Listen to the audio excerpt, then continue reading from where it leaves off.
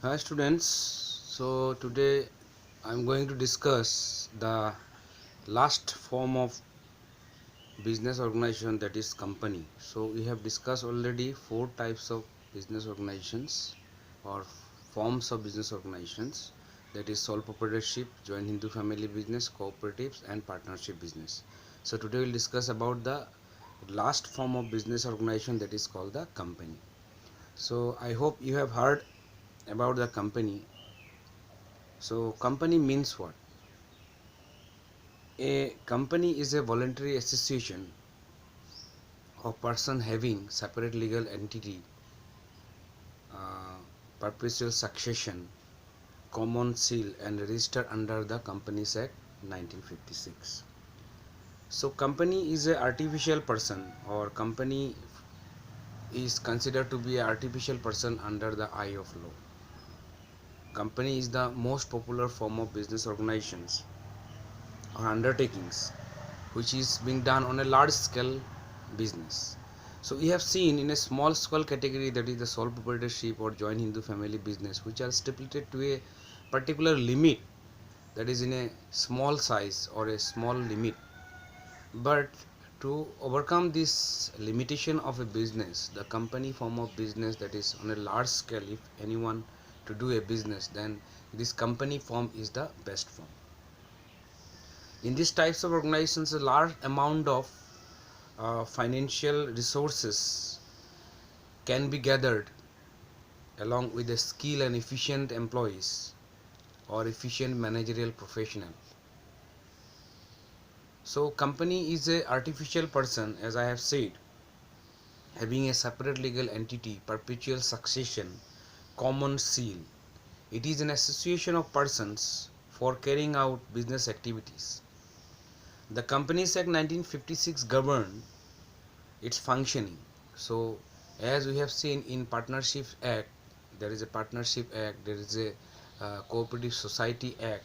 Similarly, in our country there is a act of company, that is Companies Act 1956, which is governing the functioning and all the systematic pattern that have been included in the Companies Act. The shareholders or the owners of the company, the entire management is left in the control of the business with the board of directors, in the hand of board of directors elected by the shareholders. So company form of business, you can say in simple sense, the large form of business where it is having its own uh, separate legal entity from its member, uh, then legal entity, then you can say the perpetual succession and common seal, and it is having its own name which is registered under the Companies Act 1956. So we'll discuss about the features of a company to know more about the company means what. As like the different business forms we have discussed, the characteristics or features, you can say. So I have written some of the points in the board which will give you the clear idea regarding the company form of business. So first one, you can see artificial person, second one is legal, separate legal entity, formation, perpetual succession, control, liability, common seal and risk bearing. So these are the features by which we can understand the form of business that is being done under the company. So company should have this kind of features or characteristics to be considered it as a company. So first one is artificial person. Now what is this artificial person? As the natural person, that is called the human beings, we the human beings are the natural person. Now artificial person means what? Artificial person is considered or it's being created under the eye of law. कानून के द्वारा जो इंसान होने का जो दायित्व निभाता है या कर्तव्य पालन करता है, उसको हम आर्टिफिशियल पर्सन बोलते हैं. It is a person, so it can buy and sell and can enter into a contract and sue and borrow the money in his name. It can be sue its own name and but like natural person it cannot walk, breathe, etc. तो जिंदा इंसान की तरह ये सिर्फ ये company सिर्फ सांस नहीं ले सकता है या तो चल नहीं सकता है, लेकिन बाकी जो कानून के द्वारा जो भी इंसान होने का जो कैरेक्टरिस्टिक्स है या तो फीचर्स है, वो सभी गुण या तो सभी कैरेक्टरिस्टिक्स हमारा ये कंपनी आइन के द्वारा उनको प्राप्त होता है। जैसे कि एक कंपनी अपने नाम से पैसा धार ले सकता है, उधारी ले सकता है, किसी को पैसा उधारी में दे सकता है, या तो कोई भी चीज़ खरीद सकता है अपने नाम पे कोई भी चीज़ सेल भी कर सकता है, प्रॉपर्टी या संपत्ति भी खरीद सकता है, किसी के अगेंस्ट में वो केस भी फाइल कर सकता है कोर्ट में, और कंपनी के नाम पे भी वो कोई भी इंसान केस फाइल कर सकता है। सो इस तरह का जो कानूनी जो तुम्हारा दायरा है वो प्राप्त करता है तुम्हारा कंपनी, और इसीलिए उसको क्या बोलते हैं, आर्टिफिशियल पर्सन बोलते हैं। दूसरा है सेपरेट लीगल एंटिटी। देखो हमने जैसे कि सोल्स प्रोप्राइटरशिप बिजनेस डिस्कस किया था, उसमें सेपरेट लीगल एंटिटी नहीं था, क्योंकि एक इंसान जो बिजनेस कर रहा है उसके नाम से ही वो बिजनेस का पहचान या तो समाज में या तो बाज़ार में उसका पहचान होता है, आइडेंटिफिकेशन होता है। लेकिन कंपनी का क्या होता है, उसका अपना एक सेपरेट लीगल एंटिटी होता है। लीगल एंटिटी का मतलब कानूनी जो आइडेंटिफिकेशन होता है उसको बोलते हैं सेपरेट, मतलब अलग से। वो कंपनी का मालिक का नाम से नहीं होगा, लेकिन वो अलग से उसका पहचान होता है। सेपरेट लीगल एंटिटी का मतलब है कानून के द्वारा जो अलग अलग से एक पहचान दिया जाता है उसको बोलता है separate legal entity, and it is having its own name which is being registered under the Companies Act 1956. So that is why it is getting a separate legal entity. Third one is formation. इसका गठन कैसा होता है, how it is being formed. So as per the Companies Act 1956, the registration of a company is compulsory. जैसे कि हम लोगों ने देखा है कोऑपरेटिव सोसाइटी बिजनेस का रजिस्ट्रेशन होना, पूंजीकरण होना अनिवार्य है। तो इसी तरह से कंपनी फॉर्म ऑफ बिजनेस, कोई भी अगर कंपनी गठन करना चाहता है तो वो फॉर्मेशन गठन का जो क्या होगा, वो कंपनीज एक्ट के द्वारा उसको रजिस्ट्रेशन या तो पंजीयन उसको करना पड़ेगा। The formation of a company involves various steps और involves preparation and submission of several documents with the register of the company. Company का गठन करने के टाइम में बहुत सारे डॉक्यूमेंटेशन का ज़रूरी होता है, जो कि हम दूसरे सोल प्रोप्राइटरशिप या तो अलग बिजनेस में इतना डॉक्यूमेंटेशन देखा नहीं है। कानूनी जो कार्रवाई है, कानूनी जो लीगल फॉर्मेलिटीज़ है उसको पूरा करना पड़ता है। बहुत सारे डॉक्यूमेंट ज़रूरी होता है, वो डॉक्यूमेंट सब आपको गठन करने के लिए आपको बनाना पड़ेगा।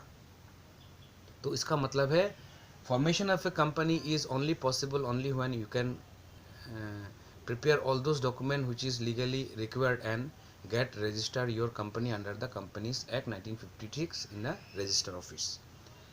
Fourth one is perpetual succession. इसका मतलब क्या है, perpetual succession means the existence of a company is not affected by the entrance or a exist of any members in a company. हम लोगों ने देखा था कि अगर सोल प्रोप्राइटरशिप बिजनेस जो मालिक है वो मर जाता है या तो वो बंद हो जा उसका कुछ हो जाता है, तो उसका बिजनेस को अगर परिवार का कोई सदस्य नहीं करता है तो वो बिजनेस बंद हो जाता है। पार्टनरशिप में भी हम लोगों ने देखा था कि एक पार्टनर्स का रिटायरमेंट या तो डेथ या तो कुछ ऐसा इंसॉल्वेंस हो जाता है तो वो एग्रीमेंट कैंसिल हो जाता है। फिर से दोबारा अगर बाकी जो पार्टनर्स है वो बिजनेस चलाना चाहता है तो वो क्या करता है, वो दोबारा एक नया एग्रीमेंट करता है। लेकिन कंपनी में इस तरह का कोई प्रॉब्लम नहीं होता है, जो कि वो एक आर्टिफिशियल पर्सन है, अपना सेपरेट लीगल एंटिटी है। किसी का आना और किसी के जाने से इस कंपनी का एग्जिस्टेंस मतलब जारी रहने में कोई उसका प्रॉब्लम या समस्या नहीं आता। इसको ही बोलता है परपेचुअल सक्सेशन। वो खुद अपना चला के अभी जैसे कि फॉर एग्जांपल देखो अंबानी ग्रुप्स ये रिलायंस कंपनी चला रहे हैं, तो अंबानी ग्रुप्स नहीं होगा तो या तो अंबानी का जो धीरू भाई अंबानी या तो जो भी है उनका मालिक नहीं होगा तो वो कंपनी बंद नहीं होगा, वो चलते जाएगा। इस तरह का मतलब है perpetual succession. Control, company form of business को नियंत्रण कौन करता है, देख रेख कौन करता है, चलाता कौन है।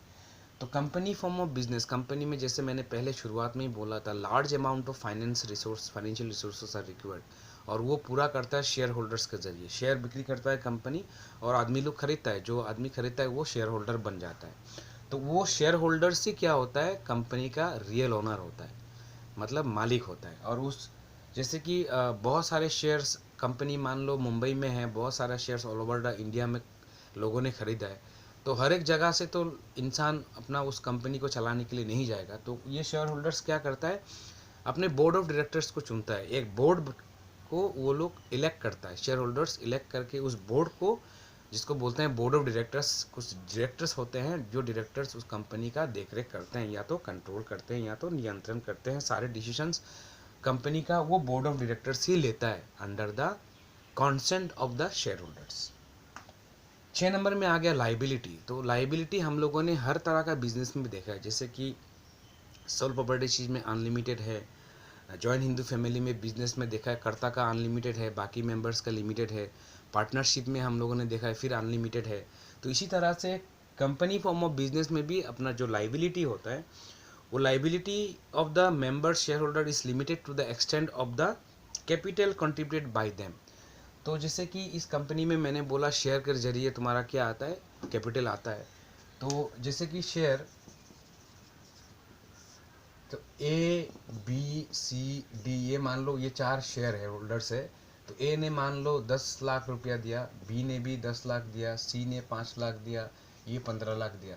तो इनका जो liability limitation of A creditability जो है, लाइबिलिटी जो है, ए का लाइबिलिटी 10 लाख तक ही होगा, उससे ज़्यादा नहीं होगा, क्योंकि उसने कैपिटल कितना दिया, 10 लाख दिया। बी ने कितना दिया, फिर से 10 लाख दिया। सी ने कितना दिया, 5 लाख दिया। डी ने कितना दिया, 15 लाख दिया। तो इनका लिमिटेशन लाइबिलिटी कितना है, ये 10 लाख तक ही इनका लाइबिलिटी है, उससे ज़्यादा नहीं है, जिसने जितना कैपिटल दिया तो लिमिटेड लाइबिलिटी। तो overall we can say liability of a company form of business is limited to the extent of the capital contributed by the member. Next number 7 है कॉमन सील। जैसे कि हर एक कंपनी का registered होने के time पे जो भी डॉक्यूमेंटेशन देगा उसके साथ में अपना नाम होगा, और उस नाम के ज़रिए से एक सील होता है।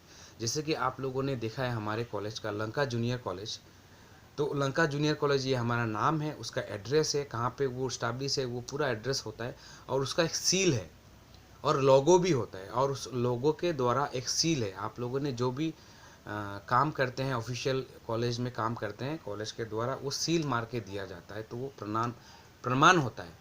जैसे कि हम लोग कोई भी बैंक में जाते हैं, कोई भी काम करते हो, अपना सिग्नेचर देते हैं, और सिग्नेचर से ये जाना जाता है कि ये काम मैंने किया है। तो सील जब मुहर जो लग जाएगा, वो कॉमन सील होगा, एक सील होना पड़ेगा, जिस सील साइन के तरीके से काम करेगा। साइन का जो काम होता है वो सील वो कंपनी के लिए काम करेगा। इसीलिए जैसे मैंने पहले ही बोला, आर्टिफिशियल पर्सन, मैं अगर कुछ डॉक्यूमेंट्स देता हूँ, वहाँ पे मेरा हस्ताक्षर अगर नहीं होगा तो उसका प्रमाणित नहीं होता है कि वो मैंने दिया है।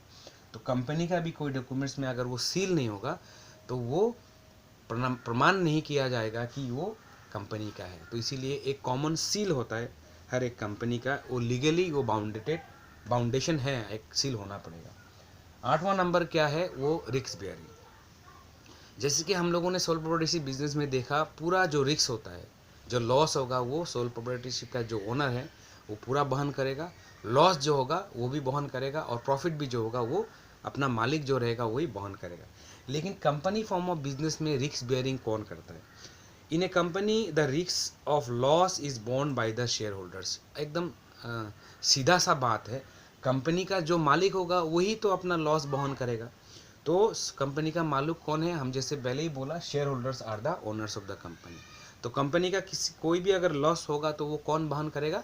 शेयर होल्डर्स ही वहन करेगा। Is quite a high as compare to any other form of business. और जैसे कि हमने बोला, ये बहुत लार्ज स्केल बिजनेस है, लार्ज अमाउंट ऑफ कैपिटल लगता है, प्रॉफिट भी तुम्हारा ज़्यादा होता है, तो सीधा सा बात है लॉस भी तुम्हारा ज़्यादा होगा, हाई मात्रा में। जब लॉस होगा तो हाई मात्रा में होगा, और वो शेयर होल्डर्स अपने बीच में ही वो डिवाइड करके उस लॉस का भी वहन करता है। Hence the loss of risk get spread over a large number of members.